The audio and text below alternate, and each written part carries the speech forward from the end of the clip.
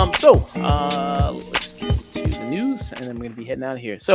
I only got one news topic to be discussing, and that is Barbie. People probably already know it is now a $1 billion movie. It Yeah. just cost $1 billion It is. very, very Yeah, it's recently. the highest grossing movie based on a toy. Highest grossing movie ever Yeah. based on a toy. Yeah, Wow. much to the chagrin of an entire half of the internet that was saying like, "Oh, this movie's go woke, go broke. It's anti-men. This movie is gonna do well opening weekend, but it's gonna fall off." Meanwhile, shit was sold out this week when I was going to the theater. Yeah, that surprises me because if I'm mistaken, didn't one of the Transformers movies make 1 billion also? Or am I mistaken? Maybe I'm mistaken. I Uh, think, yeah, I think uh, so. It sounds right. so yeah, so that's kind of wild. So it's the highest grossing movie based on a toy. Does this count as an original movie since it is based on an IP? I mean, it's pretty much. I mean, the story is original. It's not based, as far as I know, it's not based in anything in Barbie lore. As far I know, I know there's been Barbie TV shows before and everything like that, and direct to DVD movies. But I mean, then again, the Lego movie. By that logic, the Lego movie would be an original film because that's not based on like any storyline within Lego. yeah, so would you count it as an original movie? Still no, because it's based on that toy. Okay. So this made $1 billion, hugely successful. Did you kind of predict it was going to make 1 billion? Is this a surprise to you that it made 1 billion, or? I thought this movie was gonna do very well. I thought this was gonna end up probably being one of the top grossers of the year. I could not have predicted that this would have ended up being $1 billion movie. I thought it would have done very well. I thought the strength of the marketing, especially with how it really has blown up through memes, especially with Barbenheimer. I had no idea that it was going to be this big of a hit. Mm, yeah. And what do you attribute to the success of it making $1 billion? I mean, you could probably attribute it to a lot of things. The biggest thing I hoped that this is, even though this is an IP based movie, it is wholly the vision of its director, and that this feels like a very personal project to the director, which I feel like when you get that, it resonates with audiences and it does feel special. I feel like it's why. Um, Even amongst all of the kind of talk of superhero fatigue and all of that and blockbuster fatigue, movies like Across the Spider-Verse or TMNT or Guardians of the Galaxy have stood out so well because even though those are IP based, they still feel very personal to the people that are making them. Another thing is the whole meme culture around it with Barbenheimer, how people were just making a whole thing of it of going to see both movies on the same day. People were going to dress up in the theater. I mean, half the theater that I went to opening night were dressed as Barbie and Ken. There were like groups on meetups that were planning like uh Barbie parties at various different happy hours. I mean, one of my favorite breweries was doing like a half off your first pint if you show up dressed as Barbie or Ken. Mm, yeah. Let me wait. Say spitting facts. So let me wait. Say there. Thank you. Some And then occasionally I know what I'm talking about. Rating for Maturity said, yeah, meme energy is powerful. Yeah. I mean, I But think part of the yeah, reason. and the biggest thing about this is it's a good fucking movie. Yeah. It's a good movie. That's also one thing. It's always nice to see really good movies succeed. And I think you're right. I mean, it helps that I think both movies have fed off each other and both are, a tribute to each other's success. Oppenheimer and Barbie, where you have two of these movies, like I said, the whole Barbieheimer type meme. And you couldn't have two movies that are so directly opposed from each other. One that's this 3 hour long, based on a true story movie about the atom bomb, and then this thing, it's based on a toy that's all pink and everything like that. And like you said, the whole thing of like being able to dress up, going there, you can, cosplay, you know, have outfits, everything like that, wear pink. That also attributes to it a lot. Their success like that. Make it an event basically of doing a Mhm. double feature of this movie. And I think that kind of adds a lot to it. Rating Maturity says, I think Barbie would have done well no matter what. I think Oppenheimer Mhm. only did as well it did because of Barbie. So it's interesting. He's coming I'm from the point of view that yeah, I'm kind of there too. I think Barbie was a movie that was gonna do well regardless. I feel like it would have kind of had that that initial success, but I don't think without Oppenheimer, I don't think this movie crosses over 1 billion because the meme was so strong with Barbenheimer. yeah. Yeah. So I think, yeah, I mean, if And you had to yeah, say, and cat named Whitney brings up a good point. Is like I straight up knew nothing of the movie until the Barbenheimer meme, which which you know we're perpetually online talking about films, so we kind of see every trailer as it's coming. And a lot of people, it's a struggle to get a lot of people to go to theaters, especially given the last couple years. And memes have a lot more power than I think we give them credit for. I feel like the Barbenheimer meme was a huge factor in why this movie is so successful. yeah. And even they added it to their, marketing campaign the studio did and combined both the images of Oppenheimer and of Barbie. Lemmy Wink said, can't wait to see the next 47 Barbies. I mean, that's the thing. They're planning a whole Mattel cinematic universe. They said they want to do that with all Yeah, these it's other Mattel properties. there's 14 movies that have been publicly announced by Mattel that are in development, including Barney, including Hot Wheels, Magic 8 Ball, Masters of the Universe, Polly Pocket, Thomas and Friends, Uno, Viewmaster, Wishbone. And all I can think of is thank God we're in a writer's strike so they can't rush and just shit this stuff out. Yeah. I think they already have somebody for the Polly Pocket movie, Yeah, I think, right? they announced that Lily Collins is going to star in that, and it's directed by Lena Dunham. Which, yeah, Yeah. I mean, Um, could you get somebody with talent?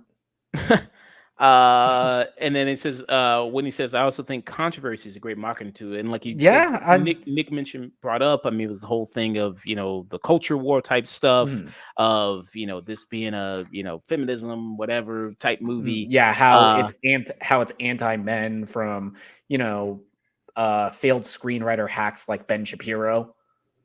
so I think that added a lot to it as well. A lot of people just going like, which, I mean, we look at a lot of the meme stuff behind it. I mean, it could be that's not always what drives the movie. I mean, we Mhm. saw that a lot with Morbius. There was a lot of memes made about Morbius, but nobody went to Yeah, actually but go see Morbius. Yeah, but You know? With Morbius, that was laughing at the movie. I feel like Yeah, with the Barbie memes, that's laughing with the movie because in and of it, because the movie itself is kind of not playing it completely straight. It is essentially a parody. I feel like the yeah, memes were laughing with the movie. yeah. And then you saw something like Avatar 2, Mhm, which people were talking about. Well, I think this movie's not going to do well because it's got virtually no presence online mhm. and nobody's making a lot of memes about it. But then it went on to be what, the third highest grossing movie of all time. Yeah. It went on to be a huge, massive $2 billion Mhm, success. So, sometimes it's not always indicative when you see kind of a lot of these memes mhm. online. But I think also, but that was, I think, a big part of Barbie too. Like I said, great film. Greta Gerwig is the first female director ever to have $1 billion movie, which is kind of, The first solo director, solo female director to have $1 billion movie. yeah, I solo feel female. like there have been a couple others that have like co-directed. Ah, yes. Yeah. Rating for maturity. It says the Morbius memes tricked the studio into releasing it back in the theater so it could bomb twice. Very true. Yeah. Yeah, that was kind of a funny thing about that too, that they kind of had it people think renewed interest in it. Yeah. So I think, yeah, it's nice to see a movie like this succeed. Barbie, it being a good movie. Oppenheimer, I mean, this talks of it possibly going to go up to 900 million, maybe. It's yeah, at I 500. yeah, I think worldwide it's currently sitting at around $800 million. I definitely feel like with another couple weeks it could break 9. It could end up being the highest grosser of the second highest grosser of the year, which I'm very happy to see because I absolutely adored Oppenheimer. And something that I think is not getting talked about enough is that we talk a lot about how the lessons that studio learn from the successes of various projects. And I feel like Mattel is kind of taking the wrong lessons from Barbie, just announcing all of these various different projects. Now, some of them actually sound really interesting, like Daniel Kaluuya is attached for Barney, which is going to be an A24 kind of psychological horror film, which sign me the fuck up now. Mm, yeah, that does sound very interesting to see what they're gonna do. Daniel Kaluuya, yeah, I mean he's gonna, you know, I think the biggest mistake that Mattel can make with a lot of their films that are in development is trying to replicate the success of Barbie and trying to force that. I feel like making all of these projects have their own different sense of style and flavor. I feel like that's going to be the key to making this work. yeah. I think they're gonna make maybe a couple that's gonna be good, and then the rest are gonna Mhm. fall off. Like maybe at Oh, a whole oh, list of for sure. 14 movies, 2 of them are gonna be decent, and then the rest are kind of they're gonna like let's just scrap this whole cinematic universe type thing. That's at least my prediction for it. Mhm. Yeah, and so yeah, like you said, Oppenheimer may cross up to 900. If they can get past two movies, they've already exceeded the Dark Universe. Yeah, that's true. Uh, so prediction wise, what do you think? These 2 movies definitely going to be nominated for Best Picture. You think? I wouldn't be surprised if they are, just because of the cultural impact that both movies have had. I think Oppenheimer is a sure lock for a Best Picture nomination, and Nolan, I think, may end up getting the Best Director nod. But I wouldn't be surprised if Greta Gerwig is right up there with him. Hmm. Yeah, I mean, with now 10 nominations, you can put in something like Yeah. Barbie. I mean, depends on how the rest of the year shakes out. But that's what they did. They gave the Best Picture nomination to Avatar: Way of Water. Yeah, they did that to that, and They gave a nomination to Bohemian Rhapsody. So yeah, they'll give anything a nomination if enough people see it. yeah, and this is so it's like with them doing 10 nominations, it's like a way of going like, okay, well, let's do one of the bigger movies so we can, so people can Mhm. actually, watch the Oscars and go like, oh, I've actually seen that movie. It's not a lot of these other movies where it's like, I don't know what the fuck this is. Like all quiet on the Western Front. I mean, no disrespect to that movie, but I mean, who the fuck's, I mean, not a lot of probably people saw that movie. So yeah, I mean, having things in It's like all right. Avatar: Way of Water or Top Gun Maverick or something like that. It's like okay, yeah. I mean, it's something that most people see, and so it draws them more to the Oscars and the award show. Which I think it wouldn't. I mean, depending on how the rest of the year is, I don't think it would be undeserving of Barbie to be nominated for Best Mhm. Picture. I don't think the only reason it would be just because it's a Mhm. $1 billion movie. I think also it's a very good movie. It's one of my might Yeah. be in my top 10 of the year. Mhm. With all everything else shakes out. A lot of great movies I think this year so far. Yeah. We did a best of the year so far in June that guys can check Yeah. out. Yeah. And June I've already 13th. had to basically throw out my entire top five. So a lot of things are probably shaking up there since then. I know some movies that are definitely staying, but some may be going there. So yeah, I think it's been a solid year so far of some good movies, and got some good months left upcoming.